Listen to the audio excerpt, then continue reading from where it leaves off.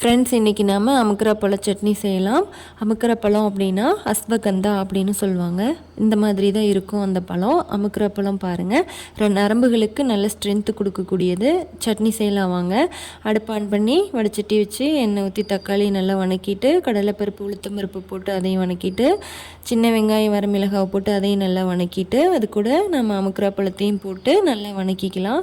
அது வணங்கினதையும் அது கூட சீரகத்தை போட்டுக்கலாம். சீரகம் வணங்கினதும் அது கூட கருவேப்பிலை போட்டு நல்லா வணக்கிட்டு அடுப்பை ஆஃப் பண்ணி நல்லா ஆற வச்சுக்கலாம். இப்போ நம்ம பீஸாக கட் பண்ணி வச்சுருக்க தேங்காவை ஃபஸ்ட்டு நம்ம அரைச்சி எடுத்துகிட்டு வந்துடலாம். அடுத்து நம்ம வணக்கி வச்சுருக்கிற வெங்காயம் தக்காளி அமுக்கரப்பழத்தை போட்டு தேவையான உப்பு போட்டு அதையும் அரைச்சிக்கலாம். கொஞ்சம் கெட்டியாக இருந்தால் தண்ணி விட்டு அதையும் நல்லா நைஸாக அரைச்சி எடுத்துக்கலாம். இப்போ தாளிக்கிறதுக்கு கரண்டி வச்சு எண்ணெய் கடுகு கருவேப்பிலை போட்டு பொரிஞ்சதையும் அந்த சட்னி மேலே நாம் எடுத்து ஊற்றிக்கலாம். இப்போ சட்னி ரெடி. எவ்வளோ சிம்பிளாக ஈஸியாக சமைச்சிட்டோம் பாருங்கள். இதே மாதிரி நீங்களும் ட்ரை பண்ணி பாருங்கள்.